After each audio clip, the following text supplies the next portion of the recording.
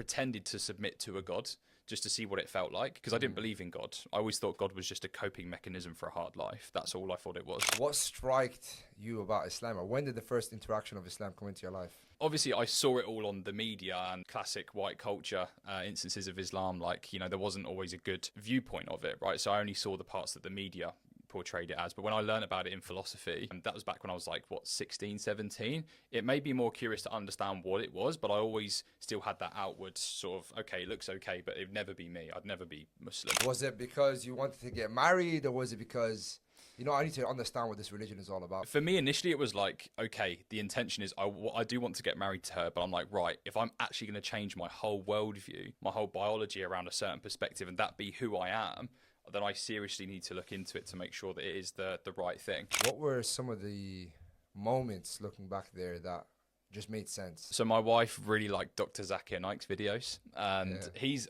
very intense, but he just states black and white facts. He's but direct, But he also knows other religions really well as well, which for me, like, I think it was a huge testament to his knowledge and what he knows, subhanAllah. And so I'd always look at his perspective, but he wouldn't be too ruthless or downplay the other religions. He would just say, look, this is what you guys believe, this is what we believe, here's the differences. Assalamu alaikum wa rahmatullahi wa barakatuh. Welcome back to Horizon Podcast, where we have conversations that expand your horizon. Today we're with a special guest from the UK. We're going to be talking about his story to Islam and his career in the high-ticket sales space. Assalamu alaikum. Taylor, how you doing, man? Walaikum assalam. Pleasure to have you here, bro. Yes, mate. Thank you for having me. Amazing. Man, give us a quick introduction of yourself, your background, so we can get started, inshallah. Assalamu alaikum, everybody. So, Taylor, thanks for having me as well, Ireland. I have been based in the UK since birth. I'm 26 years old. And also have built a high-ticket business. I've produced $6 million in cash collected as a setter, closer, and a manager. And I'm just here to give you a ton of value on my perspective on the way that I live life, but also how you can also get in a similar position with closing sales and setting closing deals. I mean, our first interaction, bro, was in our last event that we collaborated in. We didn't even know each other, subhanAllah. Yeah. We were brought together by some, great brothers that decided to bring a sales masterclass to London. And that's where I got to break bread with you and spend some time getting to know your story. And I thought, this is a really interesting story. I think I want to bring this to Horizon and share with the viewers. So, yeah, man, it's a pleasure to have you here.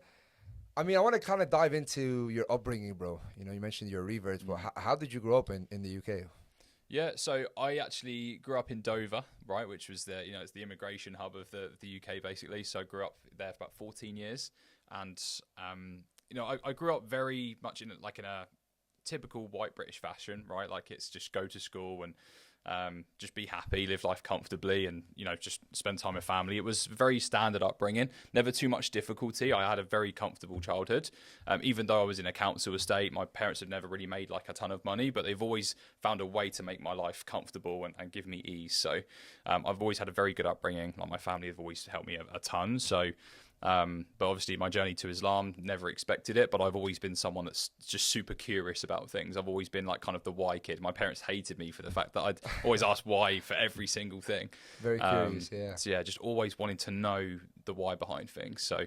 I've always grown up like that, even though I've grown up in a family where like there's not really been much of that. I've felt very much like a black sheep for most of my childhood, teenage years, so yeah. Okay, so I mean, what struck you about Islam, or when did the first interaction of Islam come into your life? Well, obviously, I saw it all on the media and like, classic white culture instances of Islam. Like, there wasn't always a good viewpoint of it, right? So I only saw the parts that the media portrayed it as. But when I learned about it in philosophy, that was back when I was like 16, 17. It made me more curious to understand what it was, but I always still had that outward sort of, okay, it looks okay, but it'd never be me. I'd never be Muslim.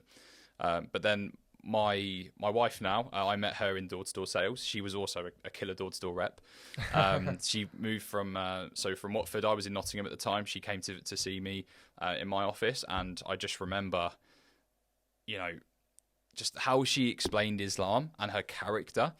And obviously I liked her, I definitely wanted to pursue her, but she would, she was very good Muslim, and she still is an amazing Muslim. She'd be like, well, you have to marry me in order to be with me. So I'm then like, okay, well, I'm going to learn more about the religion, be curious about it before I say, you know what, I'll become Muslim because I love her. Like, I think that's a bit strange to do that just for a person. But when I looked into it more, then I had a 7-week journey of just learning and learning and learning. What was that 7 weeks like for you? Like going through, was it because you wanted to get married, or was it because, I need to understand what this religion is all about? Yeah. You know what? For me, initially, it was like, okay, the intention is I do want to get married to her, but I'm like, right, if I'm actually going to change my whole worldview, my whole biology around a certain perspective, and that be who I am, then I seriously need to look into it to make sure that it is the right thing. And I think the important thing was that I came into it with just an open, blank state, just like forgot about all of the previous things that I thought about Islam, and that allowed me to then just have a look more further into it with just a better.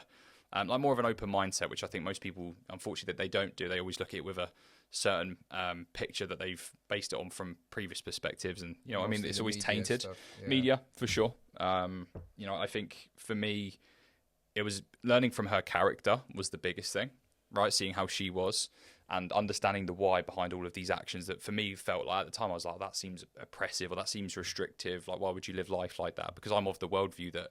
At the time, it was like, well, live a happy life, enjoy yourself, squeeze the juice out of this life. Was always that perspective, right? So when I understood a lot of those things, it made me realise there's more to just this world and what it's about. So that's what I know it's really opened up for me. So from those 7 weeks of addressing that and looking more deeply into Islam, yeah, what were some of the moments looking back there that just made sense, where it's like, this makes sense for me. This is the truth. This is the reality of, the world. Yeah. What were some of those moments? Can you share one of those moments with me? So my wife really liked Dr. Zakir Naik's videos, and he's obviously very intense, but he just states black and white facts. He's but direct, yeah. But he also knows other religions really well as well, which for me, like, it was I think a huge testament to his knowledge and what he knows, subhanAllah. And so I'd always look at his perspective, but he wouldn't be too ruthless or downplay the other religions. He would just say, look, this is what you guys believe, this is what we believe, here's the differences. So it was a very neutral way of looking at the religion, I found, and it just added up. Also, I went to the mosque every single Friday. And this is while you were learning about the religion? Yeah, well, I was watching a ton of Zakir Naik YouTube videos. I'd ask my wife loads of questions. I'd have on my iPhone notes just all these concerns that pop up in my head, and I'd note them down, ask her, watch them on YouTube. I'd then bring them to the Imam at Nottingham Mosque. It was like a central Nottingham Mosque. And from a lot of the questions, what I realised is Islam is so in line with human nature, how the world works. This is what we call fitra in Arabic, which is human nature, human instinct, basically. Yeah. And even just the world in general, like how it all works, it just made sense to me from that side of things. So I think for me, just understanding those things and like the feelings that I got from, like, it was almost like I pretended to submit to a God just to see what it felt like, because I didn't believe in God. I always thought God was just a coping mechanism for a hard life. That's all I thought it was. But then when I realized it's like, we're actually, I always used to depend on myself. It's all up to me. It's my responsibility. I create, I manifest, and all that stuff, right? The Western world believe that a lot. The moment I realised that there's something a lot more to us, at that point, like the inner peace, you just feel it immediately. And you just know that there's more to this life than what's coming. It's most important to focus on what's coming next and preparing for that, rather than just squeezing the juice out of this. When you think of it, bro, the average life, you were talking about 60, 70, 80 years. Yeah. And then we're talking about hereafter, where this eternity, either in a good condition or in a terrible condition. Yeah. And everything you do on this earth is judged based on your intention and based on your deeds. So it's very smart to think to yourself, hang on a minute, man. For 60, 70 years, am I willing to lose out on something that is far greater? And the reality of the world that we live in today, bro, people are all working towards something. You know what I'm saying? Either they're working towards making more money, upgrading their career, whatever. For those who have a sense of purpose in any shape, way, or form. But in reality, when you come back to, hey, I'm on this earth to serve my creator and to live a life that is fulfilled, then it just puts peace of mind, like you said, peace of heart, where it's like, I know what I'm doing. I know what I need to be doing. Yes. I know how to get closer to my God, to my Lord. I know how to serve him better. And ultimately, goodness comes from that. Do you get what I'm saying? Yeah. So, okay, so you after 7 weeks, you become Muslim. What was it like becoming a Muslim and basically changing your lifestyle? What was that like? It was a process for sure. Like, I remember I took the Shahada in the mosque in front of everyone, so it felt like a very special moment. And then I walked to back to the apart hotel I was living in to then tell my wife now, and she looked at me and was like, "Wait, you actually become Muslim? Like, you done it?" And I was like, "Yeah, I did." Obviously, she's helped guide me, so obviously, she's her heart's lit up, and she's so happy for me. And I just remember it's just trying to wrap my head around the fact that I'm Muslim now. Like, that's my identity, and it took a good few weeks getting used to. So I started with a lot of beginner stuff, and it took me a while to get to the point where I could consistently pray 5 times a day and make it so that I make my life around my prayers rather than I try and fit it in around my life. So when I got to that stage, that's when I noticed that a lot more blessings would happen, more opportunities came along, and just overall that inner peace was a lot more there, because you take 5 breaks away from the world, right? Bro, we're going to talk about the opportunities and the benefits that come with pursuing your religion and becoming a man of purpose. But the transition itself, even the Prophet ﷺ, when he was spreading Islam and teaching the Sahaba, the companions, it came in seasons, basically, right? It wasn't from day one, halal, haram, this, that, the other. It was really first teaching them how to understand Allah, how to love Allah, how to know Allah, Tawheed, basically. So it's very natural for someone that becomes a Muslim, a new Muslim, that they have to go through a transition period where they're learning about fasting and salah and this and that. And it's not going to be easy in the beginning, of course. Nope. It's a new lifestyle change, but for sure it will change the way you live your life. Like you said, 5 breaks a day. Imagine I get to recharge my soul 5 times a day. Yeah. You know what I'm saying? It's beautiful. Exactly. All right, cool. So talk to me about the benefits and the opportunities that came towards your life after becoming Muslim, or how you perceived it anyways. Yeah, I think for me, it's regardless of the blessings that I've had in my life, subhanAllah, I would say just overall where my heart is. The big questions I've always wanted to understand, which is why I was really good at philosophy when I was in GCSEs and A-levels, was where did we come from, why are we here, and where are we going? Those are the big questions that I've always wanted to answer. And I feel like I have the answers to that now. So for me, it's like that inner peace. It's like you can't buy that. And I think also like my heart condition, where my heart was towards making this life great and earning lots of money, and because this life's very disappointing in a lot of ways, right? It's very, very blessing, very good, but it can disappoint you a lot. And when I realised that it's like, well, this is not the thing that I'm striving for, I think just overall having that clarity, and you just get peace no matter how difficult your life gets. So that for me is the biggest benefit. But sales wise, business wise, it's I've been able to bring Islam into the way that I work and the way that I focus, which ultimately enables me to operate at a way better level. 100%. So 100%. Yeah.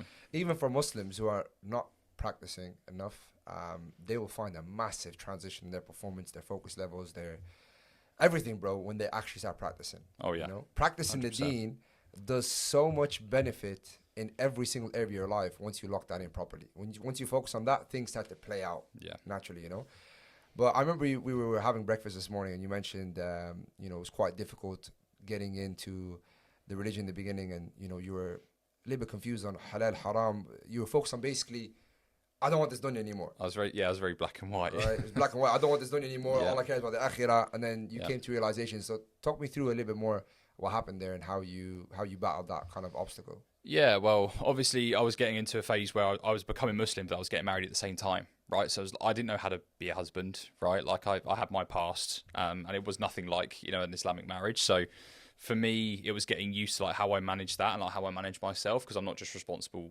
for me. That I was very used to that. So I think, for me, what I realized is, and we spoke about it, didn't we, around the character. I didn't, I just thought you just got to follow this rule or that rule, because I make things black and white. I just think it's that simple. It's got to be. Yeah. But what I totally forgot about was how important the character is and how important the intention of your heart is. And so when I realized that character was the main thing, that's when I then started to shift a lot of the way I was, not just, with my wife and make sure I'm doing the best job there, but, in business, the way I treat my family. In white culture, you typically will banter your family and, it's a laugh. But at the same time, it's having that respect and, a lot of love for your family. I changed it. I adjusted and optimized a lot of that. I felt like I already was operating quite a lot like a Muslim before I was a Muslim. A lot of Muslims told me that. But it's just taking it up another level by realizing just being very intentional behind each part of my character, and my manners. My wife has helped me so much with the manners side as well as a Muslim. So Man, the that's Prophet big. ﷺ came to us to perfect good character and good manners. You know, he was the perfect example. And the more Yes. you learn about him, the more you study him. And anyone that's watching this that could be curious about Islam, and I would always advise them, Akhi, go learn about the Prophet, man. This was a man Absolutely. that lived on the same earth as you. He is nothing more superior than a human being, right? He's a human being just like you and I, but he's the greatest example of a human being. He did things perfectly. He did things at such a high level. And when you study him, you get to realize how far I am from developing, and you get to realize that there's a roadmap to follow because he left trails. SubhanAllah. Yeah, You know, from the hadith and the Quran, we understand how to live as practicing Muslims. We understand how to serve our Creator. We understand how to live a prosperous life, basically, right? Getting married, bro. How old are you? You got married? So it's going to be 3 years in a couple of weeks. So 23. How was that for you? Because, you know, English lad getting married, 23. Well, I get asked by white people now. They see me with a ring on my finger. It's like, you married? You should be having girlfriends, shouldn't you? At this point, like, you know, get a bit funny about it. But no, that, like, if anything, they're pleasantly surprised. I find so. Like, for me, it's been the biggest personal development journey I've had is being married. You know, as much as you can take courses, be part of communities, be in big businesses that will help you grow personally, there is nothing like being a part of a marriage with a woman that helps you strive to do better and is with you at the times where you was at your worst versus when you're at your good times. So for me, I've had the most amount of development from being married, so it's been the most blessed experience for me. And some of the things that you've learned about yourself being married at a young age, because I always advise brothers to get married young. Yes. I got married 22 as well, alhamdulillah. Alhamdulillah. 22, 23, and I always advise the brothers, I'm like, man, marriage does way more for you than you think it can do. If anything, it's that gives you more opportunities in abundance. It really does. Responsibility, perspective, maturity, leadership, and this is something that a man strives for, right? Yes. Yeah. Even in our religion, bro, you know, we understand that الرجال قوامون على النساء, we are the protectors and providers of our women. And you want to start that journey early. You want to start that journey where you kind of know who you are at your 20s, right? Yes. Not figuring it out when you're in your 40s or your late 30s. You've pretty much been on your own most of your life. It's a bit more difficult at that point. And I think you have more momentum starting your life early with that as well. Yeah. Okay, so you get married, alhamdulillah. You settle down. You are a Muslim, and you get into the world of sales. And I'm sure the guys watching this now are like, you know, we love the story, we're inspired, but, you know, how does this benefit the viewers? And I want to bring back your story of sales here, because there is a formula in the rizq that comes with barakah, right? When you do things for the sake of Allah, Allah subhanahu wa ta'ala puts barakah, blessings in your rizq, in your wealth, in your provision, so on and so forth. Yeah. So you start your journey off in sales, door to door. You then transition to high ticket sales. Yep. What position did you have in high ticket sales, by the way? I started off as a DM setter, literally from the bottom at sales sniper and 7th level. So what is a setter? So an appointment setter will basically book appointments on somebody's calendar for the closer, who's like the head sales rep, to essentially close the deals for you to get a commission for that appointment set. Okay, and when you got into this space, obviously this is for the viewers watching, this is 100% remote. You're working online basically from anywhere. What were some things that you've learned about yourself? Because this is, you know, when you're working by yourself, bro, I feel like it's you versus you every day. Oh yeah. And there's no office environment, there's no management, colleagues to get you in a specific mood. You have to kind of find yourself in there. How did you get into that space, and like how did the first, let's say, 6 months go for you there? Yeah, I think first of all, like the standards that I had, like I'd already done network marketing before, door to door. So, and in that space, it was heavy on personal development. Like I'd be in the office till like 11, sometimes 11 p.m., 12 a.m., you know, just learning about stuff as well as doing the actual sales. So I already had that ingrained in me since from the age of 18 that I have to go out and hustle, and sales is the way. Like I was absolutely obsessed with sales. So that very much has stood with me as to how I had the standards. Having a wife that holds you accountable into a high standard is also extremely important. So I noticed that it was like, even if I had the standard, I know if it was just on me, I could easily slip. So easy to, when you just rely on yourself to like let things go, because, you know, it's hard to motivate yourself when you're the only reason why you're doing what you're doing. So like knowing that I had my wife to look after, and like my goal was to have it so that she'd never have to work. She can do what she wants. Right. So knowing that I had that as a goal, I'm like, right, I need to get my butt into gear. Right. So I really focused on doing what I could to give her what she needed. And eventually it got to the point where it's been 2.5 years and she hasn't had to work. She's had the option to do what she wants to do.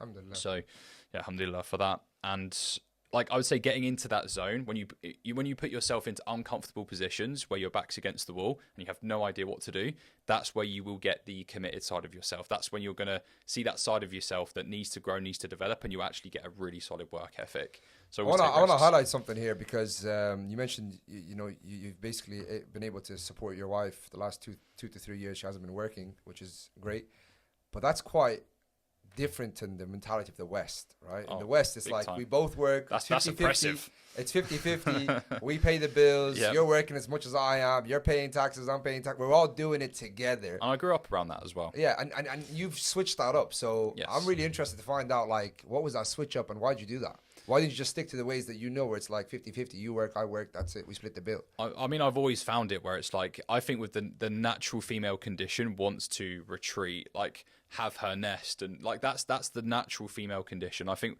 what Islam really helps with is it understands men and women on such a deep level where it's like, as much as women will say they want to be empowered and run businesses, and by the way, I'm fine with that. Like, I'm not opposed to it at all.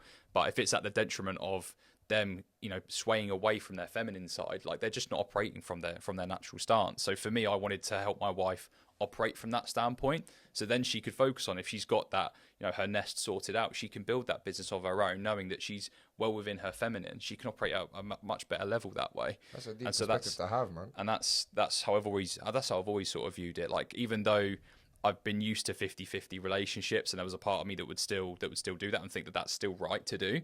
I just feel like as a man, it's like, what use do you have if you can't provide that level of safety for her that gives her the option to like think freely, not have as much burden, so she can do what she really wants to do.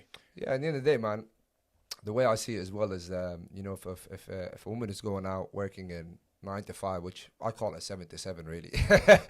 You're pretty much out at 7, you're back home at 7, right? Yeah. But if she's operating like that, you're the guy who comes home with the headaches from work. You're the guy who comes home with the stress from work. You don't want two people on the dinner table having that. Do you get what I'm saying? You want to have ease at home. You want to have comfort. You want to have calmness. You want to make her feel like she is, in a sense, where she is the nurturer of the home, the comfort, the care. Do you get what I'm saying? Especially when you have kids, bro. Especially when you have kids, you definitely need the mother's position to be there, because it's just allowing her to be in her mother nature a bit more. Nature, that's exactly. The key. I was seeing a study the other day, and it was quite interesting to see. But the whole reason why, because women 100 years ago, 200 years ago, they were looking after their families, bro. They're at home. They were doing, they're doing their bit, and it was a beautiful synergy in the family household.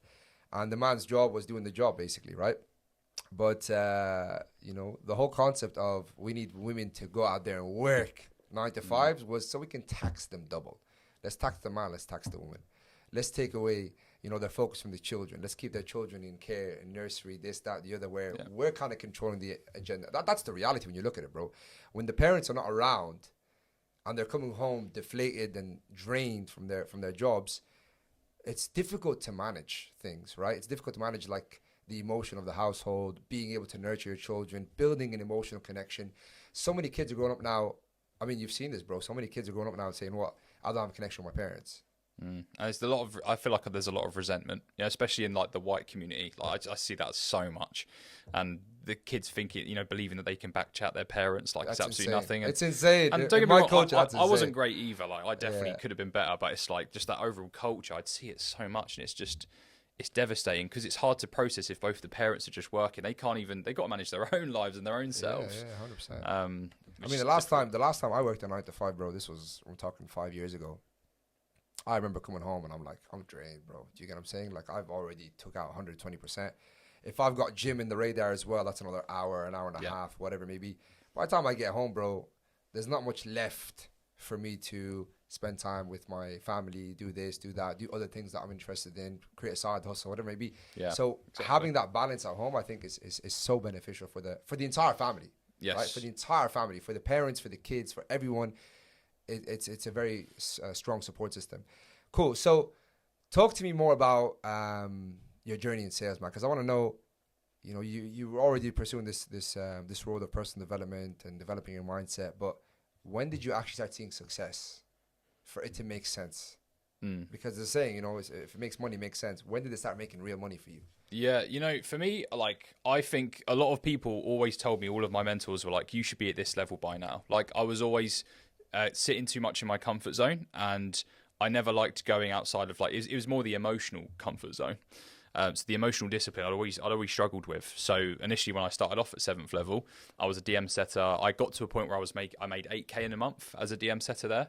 Won awards. That was like probably the most game-changing month that I ever had there. So that made me realize, like, right, I actually can do this. 10K a month always felt like the pipe dream that it's almost like I'd always get close to, but I'd never reached. Like, I'd always had that self-sabotage mindset.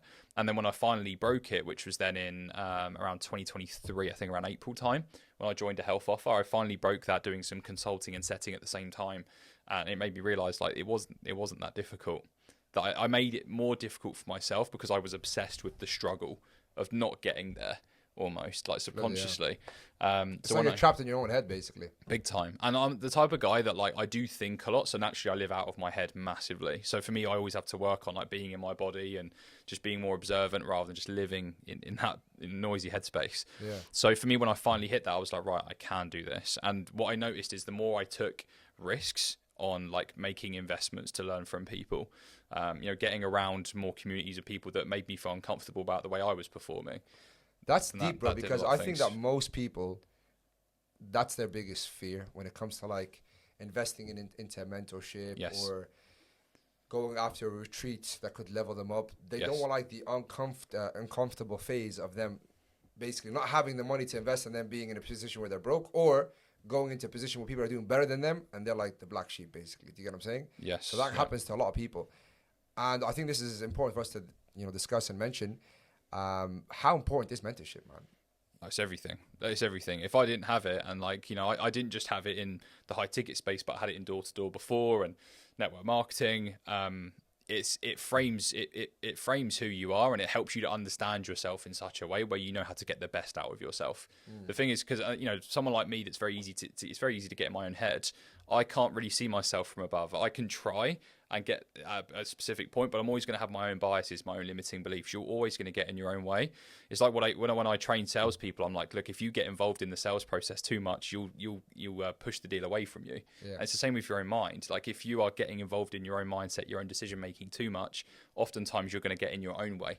So having somebody else that can just look with the emotional detachment, knowing that they're thinking of someone else, they can see things objectively. You can as well, but it's just a lot harder to do that. So why not just speed up the process, have someone that can do that and give you the steps that's easy to do? Take the shortcut. There's shortcuts there. When it comes to mentorship, that is genuinely a shortcut of someone that's already paid the price, paid the money, paid the time, went through the energy. He went through all of that, and he has the outcome. Most importantly, that's the shortcut you're taking. Yeah. How much did you invest into mentorship, man, through your career? It's been, so I'm counting now, about $50,000 so far. 50K. Yeah. Somebody watching this is thinking, this guy's a loony. Why do you do that? Now, I want to go into the ROI because people are thinking 50K. He must have got fooled once or twice. But reality is, what's the ROI? What did you do in sales? How much money did you actually collect and hit in revenue? So I've collected, in managing teams and being a performer, around $6 million. $6 million. $6 million so far. And that's the thing. There's people that are doing way more than me. But, like, for me, that does feel like a big achievement. So yeah, I mean, I had my most recent end of year report for my taxes, and let's just say my tax bill was about 60-70k. So you can make the math out of that. Do the math, guys. Do the math. 60k yeah, taxes. It wasn't great, but I can sort you out with some taxes, by the way. Yeah, I need it. Yeah, but that's incredible, man. I mean, Allah Mubarak, bro. You've done extremely well for a couple of years, bro, being in the space. I mean, and this is something else I want to highlight for people that are watching the high ticket sales space and making money online. They think like, I'm too late for it. But I'm like, no, man, we're just kicking off. We're just starting. Yes. The ball's just rolling, you know, and this is the perfect time for anybody around the world that has an internet connection, a smart device, the ability to invest in himself, the ability to become coachable and actually learn the skill to actually change their life with this thing. Can I make a point on that as well? Because the thing is, a lot of people see that there's lots of high ticket salespeople and a lot of people flooding into the space, but it's never been easier. Because there's so many people that are in the space, but there's so many bad people. They're not doing it right. It's not that competitive. Honestly, like, even sending an intro video and making it on time to an interview, like, most people do not do that. And if they do show up to an interview, they're usually on their toilet. So it's has that actually happened to you? Not. I haven't seen it, but I've heard stories. Oh, Well, I okay. hear of people I was thinking, like. bloody hell, I'll kick him out straight off, man. I do want to see one of those videos. It's just funny, but but it's just crazy. Like the standard is just so low. It's never been easier to be a good salesperson. But you know why? Do you know what I think that is? By the way, Taylor, I think that is because when people hear working from home, they automatically attach it to comfort zone. I'm in my pajamas. I'm in bed. Brain rot mode. Yeah, exactly. And it's like, no. If you treat this like a profession, like the top guys that I've seen that are killing it, bro, they treat it like a profession. Yes, it's the their top business. Level. Yeah. I had Humain here. I don't know if you met Humain, but serious closer, bro. Close over 5.5, 6 million as well. Mashallah, tabarakallah. Mashallah. Serious guy, bro. Health-wise, in his best shape. Physique-wise, best shape. Sales-wise, best shape. He's killing it in all areas. And I've worked with this guy before, and I've seen his level of professionalism being at home. He has his home office set up really well. He has his mic set up, his camera set up, and he treats this like he's the director of his paycheck, right? And this is something I advise you. I'm saying, if you could write down your paycheck today based on your performance, what would you write? If you're in your PJs, bro, and you're basically taking the mic, bro, what paycheck are you going to write yourself? Do you get what I'm saying? Yeah. Really good point. So look, you've done 6 million in revenue. How has that changed your perspective about making money? Has that done anything for you in a sense of like possibilities, opportunities? What's that done for you? I think if anything, it's shown me that it's absolutely everywhere. Money is literally everywhere. In this podcast room right now, we can find various problems where we can make a ton of money. So it's like, for me, the amount that's been produced, it shows that it's 100% possible, but it's also there's so many different ways to do it, and not just what's marketed to you, you know? So like for me, I've realized that there's so many different problems that I can solve. And if anything, I'm always weighing up opportunity costs all of the time, because I have a more abundant mentality on like how to make it and knowing what's the best route to go down. And most people don't. They just feel like money is so scarce and it's hard to come by. But honestly, if you just switch things around and look from an opportunist perspective, that's when you get everything you need. know, another thing is people who don't grow up with money think that they can't do it, basically. And I'm like, man, we're in an era right now. We're in a time where I think it's the most possible stage of humankind in this time. Like the 21st century, you have no excuses. Oh, definitely. You literally have no excuses, bro. When I'm telling you, somebody who has a poor position, who has nothing, basically, right, from zero, can become a millionaire in 1 to 3 years. That is actually real. People can make like 20-30K a month streaming themselves sleeping. Like it's insane. Yeah. Do you get what I'm saying? Obviously, we're not advising people to go out there and stream themselves sleeping, but in the end of the day, it's actually possible to do anything, anywhere, basically, right?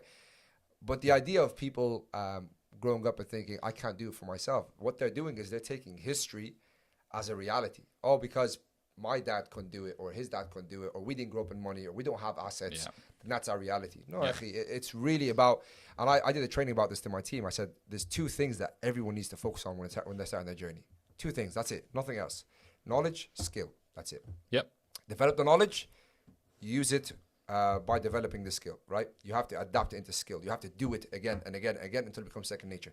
Once you open these 2 factors to yourself, doors start opening up, networks start coming to you, resources start coming your way, reputation starts to happen, you start to have leverage. Then it's a chess game at that point. Whatever industry you're going into, that is the formula: knowledge, skill. Develop these 2 things first. That will give you leverage, and you can transition. That being said, guys, we're going to take a quick break. We're going to share some sales tactics right after the break. So we are back here at Horizon Podcast, where we have conversations that expand your horizon. Taylor, we want to take this conversation over to strategies, tactics, and specific scenarios that you went through in your sales journey in your career that can provide value for the viewers and allow them to actually level up, inshallah, right? So, I mean, going from 0 to 10K, what was that like for you? What did you have to learn to get to 10K?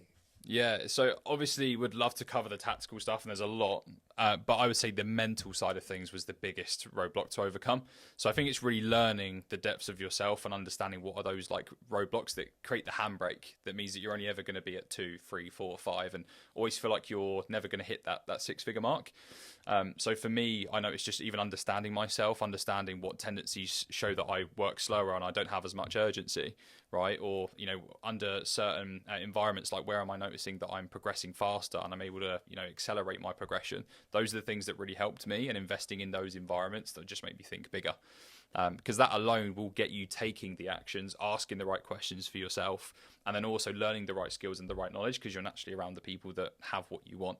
What about your habits and your routine, man? Because surely there should be a change in habits, routine, mind. Your mindset is related around how you spend your time, right? Exactly. So what kind of transitions did you have there in that period? So, as I was, focusing on intensely becoming a better Muslim, like praying Tahajjud a lot more, I think was a huge thing for me. That was like the linchpin of my day. Like if I had prayed Tahajjud, done the Sunnah, done the Fajr prayer, I knew that, the day was going to be successful. You start off at a good note. Start off really good. Because at that point, like anything could have happened. I could have made 50K, but as long as I've prayed Fajr, like that's the thing that gives me everything that I need to be successful. So first of all, always start with the prayers. That's been the big thing for me. Also focus on half an hour to an hour of learning each day. It could be on the mindset. It could be on sales. It could be on leadership, culture, on anything. Always spend at least half an hour to an hour a day, just like learning something. Bro, I want to dive into culture, man. You're a big man on culture, and that was one of the topics that you had in London when you did your event with me. Yep. And I could see it in your team. You can tell culture not by the leader, but by the team. Yes. Do you get what I'm saying? And I could see there was a lot of synergy with your team. I've seen you guys on social media, on Facebook, with your Facebook groups and stuff. And I was like, yeah, they have a strong culture. How does one cultivate strong culture as a leader? Yeah. So first of all, for himself, then to project towards a team. Yeah, so I think, like, first of all, like, I would say, look, a lot of people talk about high standards. You go to the gym yourself, you have high action standards. Those are important.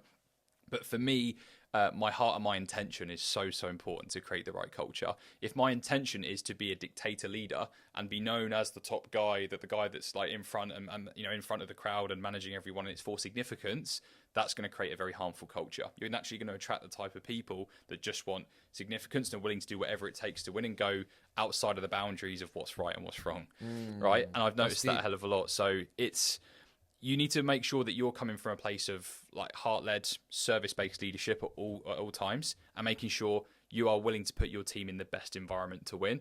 Because at that point, subconsciously, your team know that you've got their back and you're willing to do whatever it takes for them to win. And the way that I look at it is, I just think of, I've got my shield, my setters are behind me, all of the problems that are coming at me, I take all of the damage.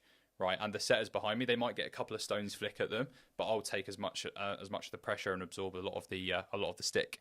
And I think that's really important for your setter team to know. That's how you're going to get them working weekends without you even asking them, right? Or being willing to do like an extra few dials, even though the KPI is 250 dials. Mad. Right. So, but how do you deal with that, bro? Because that's very interesting here. Like you're taking the heat, but then who takes the heat from you? How do you tank that out? Yeah, so like how I manage it is, first of all, as a leader, I know that leading from the front is very important. And so being on the management meetings and being able to solve data-driven problems and go deep in the weeds to help solve those problems is everything, because that's going to put your setters in the best position to win. So I'd always believe in that. Another thing as well is that if I have to then give my setters the heat, it comes from a place of, you know what you want, I know you're smart, are you doing what you should be doing for you to get to X, Y, and Z? Because my goal for you is, no matter if it's in this company or somewhere else, are you doing what it takes for you to be in a better place? So everything that I will give accountability on, it's based on their future selves and their identity, right? If it's only just based on, I want you to hit X, Y, Z KPI so that you can stay in the company, that's not something that's going to really motivate the person to get out of that situation. So you're right. It's nothing that's going to really maneuver their performance, to be honest. Yes. Yeah. What did you find was most difficult leading teams and cultivating that culture? Because you're definitely going to go through some mishaps, some bad attitudes from certain people, this, that, the other. How do you deal with that? Well, the type of leader that I am, I'm very empathetic and I feel feelings a lot. So naturally, like if someone feels bad, I feel it like they do. So like it gives me a lot of pain. Emotional intelligence. Yes. Yeah. So I really feel that. However, what I struggled with was like the sovereignty, because sometimes you have to just lay it down and say, look, that's not good enough. We have to let you go. In order for the rest of the team to know, right, if I slip, this is what will happen. So for me, I had to work on my sovereign side, just making sure that I let them know that, right, it's not like I'm the boss, but it's like, this is going to be the ramifications of you doing the wrong thing. And then also being able to communicate it in a way where it's not like, it was almost too soft, almost, that I noticed at the start was some of my issues. So I just really focused on, if I frame it towards them and their goals, which is super empathetic in line with my style anyway, I can be super direct with that message that I feel aligned with, and they're gonna feel it as well. 100%. That's very clever, man. And for the leaders out there listening to this, they probably can take a note of that. To be honest, that's a gem just dropped. But okay, cool. So how big was the teams that you managed? Like, how many guys did you manage, and how did you divide your time? Because sometimes people think to themselves, I can barely manage myself. Yeah. Learning about leadership, but it's a journey, right? Yeah, of course. And the size of the team is based on how you manage your conversations around it, correct? Yeah. So for me, the way that I look at it is, the way you've got to look at your teams is, not everybody's going to be the same, and there's going to be certain A players that are in your team that are as close to kind of being a leader as you are. So it's focusing on pouring into those people that pour into the others. Because if they raise their standard, everyone else will rise with them. Whoever doesn't is just somebody that naturally filters themselves out of the process, and then someone that we end up letting go of. So for me, I focus on investing in the people that are that they are the most invested into themselves and their own growth. That's powerful, man. That's powerful. What type of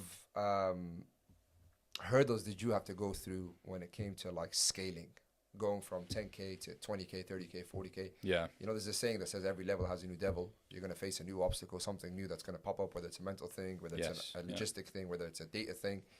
What type of things did you have to deal with? And this is just to give some of the viewers context on this is how the journey kind of goes for us, right? So, yeah, tell us a bit more about that. Yeah, so I had a setter team start from 70K cash collected with 2 setters, right? And those setters were okay, fairly average. And what were some of the issues was like the alignment between sales and marketing. Sales and marketing is like a marriage. You have to make sure it is nurtured, it's taken care of, and there are clear roles and responsibilities. So I think setting marketing and sales projections and making sure they're like that is what's going to create a really cohesive team, and making sure that like every department is held accountable, and that gives safety to the setters. If the setters know that marketing's being taken care of, operations, closing management, if those things are there, they know that no matter how many issues come into the business, there's actively solving problems. And then, because at the end of the day, there's so many variables that affect a setter's income, right? If those things are not sorted out, then that income is severely capped. That setter will leave the environment. So that's what was the biggest thing, is making sure marketing and sales were in coherence. Another thing as well was like having a really clear structure on ramp up period, right? What's going to be your first 30, 60, 90-day expectations looking like? How are you meeting those? Sometimes we weren't that clear on it, which is why we sometimes fired too early, or we took too long to fire. So having those were really key. So then we could see within 2 weeks trial, we'd know who's going to make it and who's not, so that we can make really good hiring decisions for the business. That's amazing, man. I think that's something you can't learn from a book. You know, some of the stuff you're saying here is some of these guys need to understand that you have to practically do things to experience them, to give you insight, to give you knowledge, to give you better decision mechanism, right? Exactly, yeah. Subhanallah. Right, cool. So this is really interesting, man. I think the most interesting thing for me is how much you highlight the setting side of the industry, because people usually see setting, DM setter, triage setter, closer, management, possibly director. That's kind of the journey, the career, that path that people take. Yeah. And you went into setting and you just highlighted setting and you made setting the thing, right? Even when I came to the London event, I could see like the setters in your team. These guys look more confident than the closers, man. And I was like, you know, Taylor's doing something different here with the setting industry, man. So why did you highlight or stay put in the setting industry and highlight performance there? What's so important about building the best setters out there? You know, like, so I was a closer for 7 months at a $6 million a month company, did really, really well, was like top 20% out of 160 closers. It was a good, but like, you know, I realized that there was a huge gap in appointment setting that was really neglected. There was a guy before me who was building his own consulting agency. He was becoming known, but then he kind of fell off and focused on something else. I realized that a lot of companies they always focus on closers only. And even if there's like fractional managers, they'll manage closers and setters, but the setters will have like a rough bit of development. They won't get what's needed for that team or department to scale.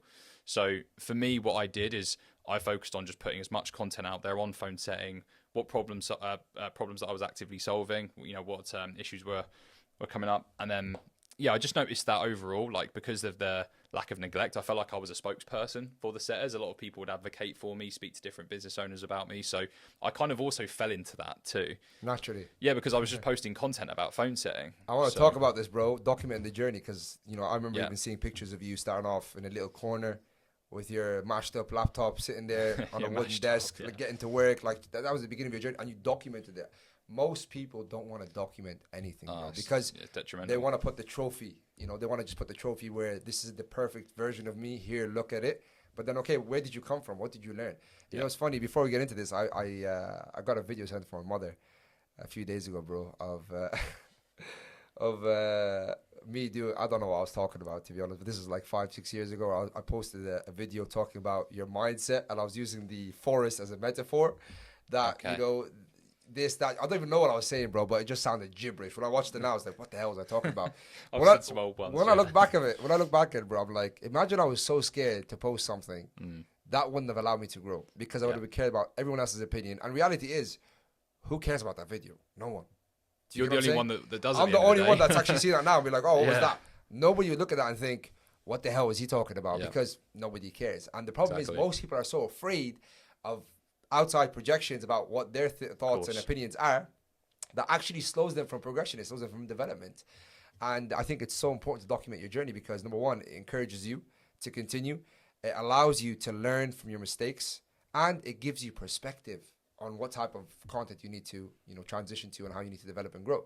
And that's something I'm still figuring out, bro. Even till now, I'm still figuring out, what do I need to do better? How this doesn't seem too good. This doesn't seem like it hit the points well. How can I change it? So I think it's a journey that you continue to grow as you grow in life. But with you, bro, document the journey. It's done wonders for you, right? Oh, it's been the central reason why I've been able to build myself as more of a service provider now, rather than just like a setter manager. So for me, and it's also meant that I've been positioned in some of the best offers in the high ticket space. If it wasn't for that, then I'd just be like everybody else in the same hiring pool, going for the same roles. And even if I might be one of the best guys there, I'm not always considered, because you're in a hiring funnel. You only go through the first door rather than go through the back third door. That's how you get into roles. 100%. So, 100%. I think with you producing content, it's also built a community for you, man. It has, yeah. 100%. People have trusted to say, I want to hear what Taylor has to say. I want to hear, you know, how Taylor's solved this problem. And it's built like a level of, trustability or trust between your people, a likability with your people, that they know where to go to get setter information, basically. It's another weird thing as well on that, is like, I've had people pay me just because they want to be like in proximity to me, and I'm like, that to me felt wild. Yeah. Just because of like what I represent, what I stand for. And it's crazy that people will pay you money just because they want that proximity and that energy and be able to help and support in different ways. So I don't think people realise the impact that they can have if they just put something out there that helps. It's just one person you've got to aim for, and then from there it just trickles. Looking back at your journey with documenting everything, bro, what type of advice would you give yourself starting the journey in regards to documenting your journey? What would you have highlighted more? What would you focus on more? Just for viewers that are watching this, they might think, well, how do I start that documented journey? What do I put out there? Do you get what I'm saying? I think I think people. The reason why people don't post is they live in the prison of invisibility. Shout out to my coach Pete Taylor, who talks a lot about that. But also they assume other people don't want to hear what they have to say, and oftentimes, like all of us, I think all of us are quietly, desperately looking for help, information, support. All of us are in some degree or another. So knowing that and understanding that, there's always at least one person that you can help that's at least going to get something and take one step forward. Another thing as well is people say, well, I'm not qualified to give advice. Everyone is qualified to some degree. You're always one step ahead of somebody else. The way that I've done sales is I've always done learn, do, teach. If you just do learn and doing, that's what most salespeople do, you will not get the level of progression that you get. And part of building your brand is you teach. That's how you learn, you get better. A lot of my posts, yes, I remind people, but I remind myself more than anything to help grow as well. So that's how you fast track your progression. You know, even for the people who are learning Quran, learning the holy book of Allah subhanahu wa ta'ala, the best way to really memorize the Quran and understand it and reflect upon it and allow it to be a part of your life internally is to also teach it. Do you get what I'm saying? Because when you pass knowledge, it sticks with you more and it allows you to reflect and understand what you're saying a lot more. SubhanAllah. You know, there's a saying that says you miss 95% of, you know, what you hear unless you write it down. But then when you write it down, what's the next step and the next step and the next step? There's steps to actually developing knowledge and learning things to a high degree. And that's not taught in school, man. It's not taught in school. A lot of these things we're talking about, they're not taught in school. They're not taught in the system. It's all a maze, yeah. Exactly. It's all a maze, literally. طيب, so cool. Talk to me about where you are right now in your life, man. What's Taylor up to these days? What's going on? Give us a scope here. Yeah, so well, I've just moved to Surrey, which is nice, nearer to the airports. It's just helping me to do what I do. But also, like, just in business, like about 4 weeks ago, I had a brainwave on really what I do want to do next. Okay. I know for me, eventually, the path will be helping Muslims, helping reverts. That's the medium, long-term vision for me. But whilst I am helping setter teams grow, I want to be the person that helps businesses scale at such an unbelievable level where I'm producing $10 million plus for teams. I'm consulting them at a high level, and I'm building the biggest community for business owners to get the support they need for setter teams. That no other person will do the amount of support that I do. So that for me is the biggest thing, to be able to actually help more teams at a high level. I can only manage 3 clients at once directly. So it's how can I do it at such a level where I have my setter leaders, I have my community, so that everyone has the support they need to just level up the standard and quality. It seems like you're building a whole ecosystem around this, man. Yes, exactly. It's very powerful, man. And another thing I want to highlight here with your lifestyles, you've been able to do a lot of traveling. Yes, recently this year. I'm a man that travels a lot as well, and I understand the importance of what it does for me. What has it done for you? Yeah, like this year, it's been about 7 countries this year. I've never traveled that intensely before, and what it's taught me is it helps me to appreciate what I have, but it also helps me to understand like where I could improve. It also helps me to just expand and be more abundant, you know, going to really nice places in the US and even Saudi Arabia and like some of the nice spots in Mecca and Medina. You know, hosting the retreat in Marbella, we was in a lovely villa, and it expanded everything for me. So traveling, it does make you appreciate a lot. I think when you get in a different environment as well, you're challenged automatically. Oh, 100%. It's like for example, our last retreat that we had in Morocco, we had I think it was a $6 million villa or $5 million villa or something like that. But we had the whole team staying there, and the brothers were coming up to me and they're like, "Bro, I've never seen anything like this." And I was like, "This is to show you it's possible. Yes. This is to show you that if you work hard, you can have nice things in life. I'm not saying that you're going to own this place, but I'm saying you can take your family to somewhere like this for Eid and have there's nothing wrong with having nice things in life. In fact, this is something else you mentioned to me this morning. You were saying to me when I was pursuing Islam in the beginning, I thought that I had to forget about the dunya and not chase my dreams and not work hard, and I thought just pray and just do what's important for me to get to Jannah. But how there's a balance, you know. You're supposed to be a good example and follow the correct formula of life, which is the Quran, the Sunnah. But also, وَلَا تَنْسَ نَصِيبَكُمْ مِنَ الدُّنْيَا وَفِي الدُّنْيا, right? Don't forget your provisions on the land. Don't forget to work. Allah subhanahu wa ta'ala has a rizq for you. Don't forget to pursue that. Don't forget to explore the world. Don't forget to leave your mark on the world. You know, before we wrap this up, bro, and we go to our final messages here, I met a man who was super interesting, bro. Super interesting guy. And it's very hard for me to be wowed by a guy, and I was wowed by this guy.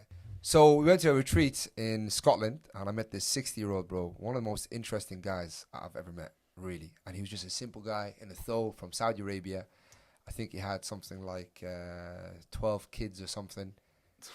Yeah, and this guy was just traveling the world, just spreading dawah and exploring what the lands had to offer. And I was like, what a way to live life, man. Yeah. You know, seeing the world for what it is, spreading the message, impacting people. He gave me so many nuggets, bro. We'd sit at the evening, we'd have a campfire talking about deen, talking about our relationship with Allah.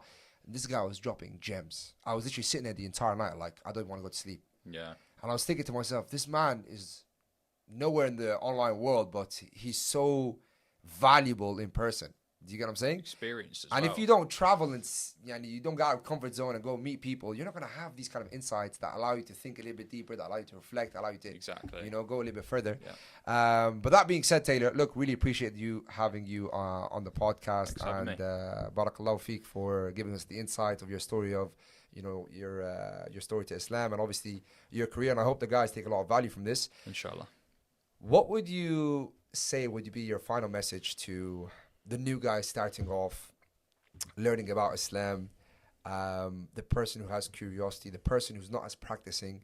What would your message be to that guy to really kind of help him direct better steps in his life? Yeah, I would say, like, always remember and remind yourself what's actually most important. I think we get so sucked into, trying to be better and comparing ourselves to what we see on social media. What's important is just remembering what's important and always remember your strengths. and self-compassion along the journey. What is most important when it comes to you saying out of those three things? For me, it's always remember what's most important. What does that mean though? Because you say most important, surely there's something that's important to you that you're working towards there. What does that mean? I think for me, it's like we want to be best prepared for for when we die. Obviously, we don't know when we're going to die, but how well are you preparing yourself when we die that your deeds are going to be getting you to the place that you want to be? Obviously, Jannah, right? That's where we all want to go. Yeah. So for me, it's remember what's important, no matter how much you feel that life's getting difficult or you're not getting where you want to be in this world. At the end of the day, look at, right, well, outside of that, what am I doing to prepare myself for the Akhirah?